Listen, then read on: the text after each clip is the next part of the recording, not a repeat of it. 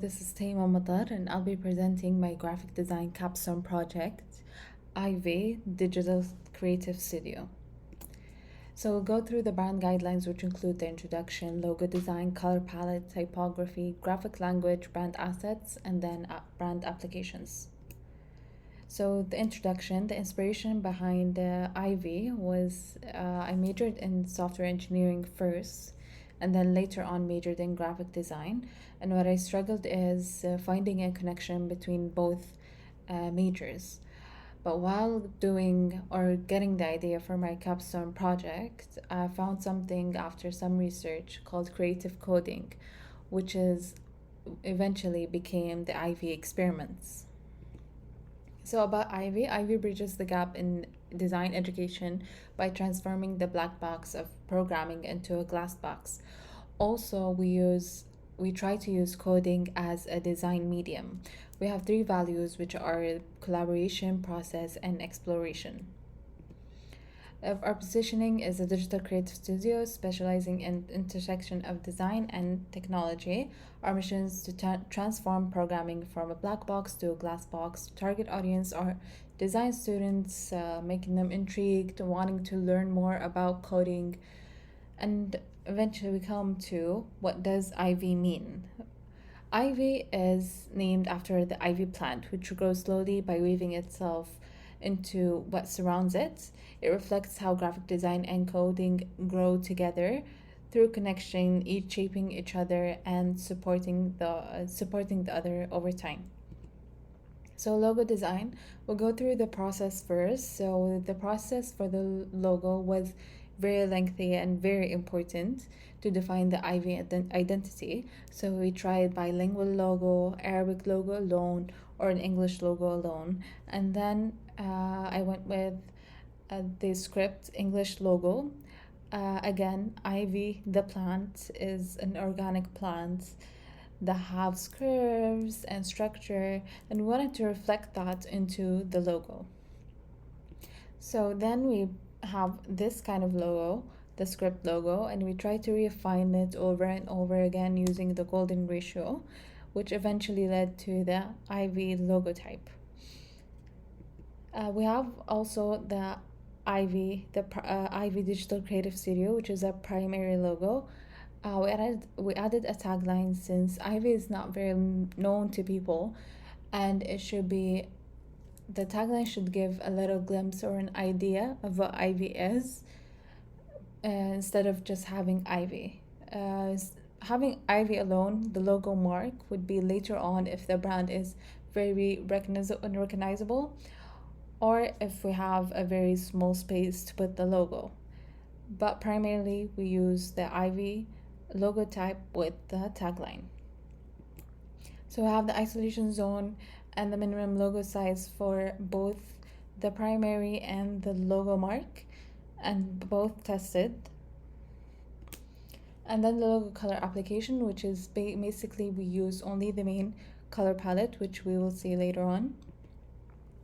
And here we have the logos placements for anything, basically posters, social media, or anything. Correct logo usage and incorrect logo usage. We use this to ensure maximum legibility and consistency across all applications for the identity. The color palette. So the color palette choices, we know tech companies mostly go through with neon colors, blues, and purples.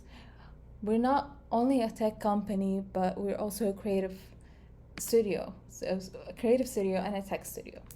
So we wanted to reflect that in the colors as well. So we went with some neon colors, and then secondary color palette has some pastels. So just shows the intersection of the both fields. So the typography, we have for the English, and then for the Arabic, and then the hierarchy rules.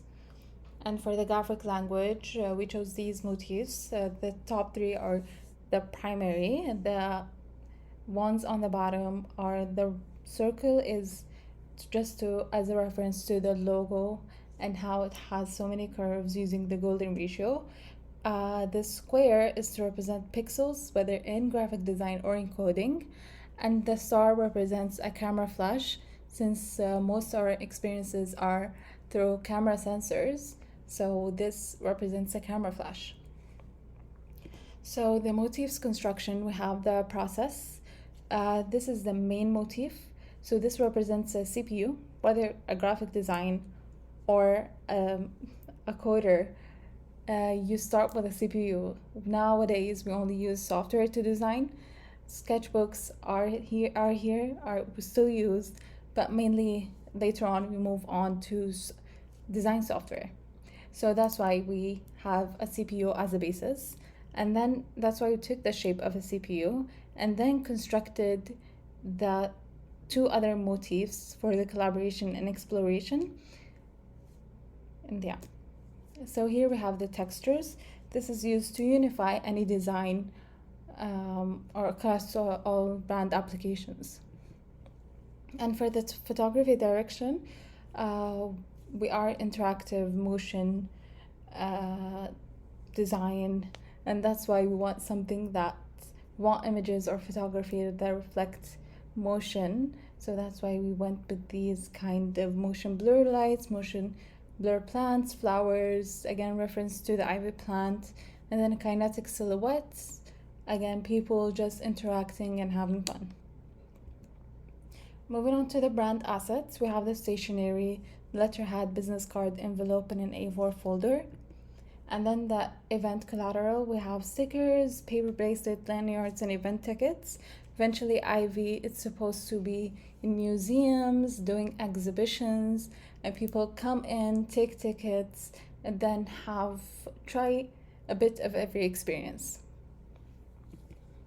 And then poster design. So the process for the poster design was very lengthy.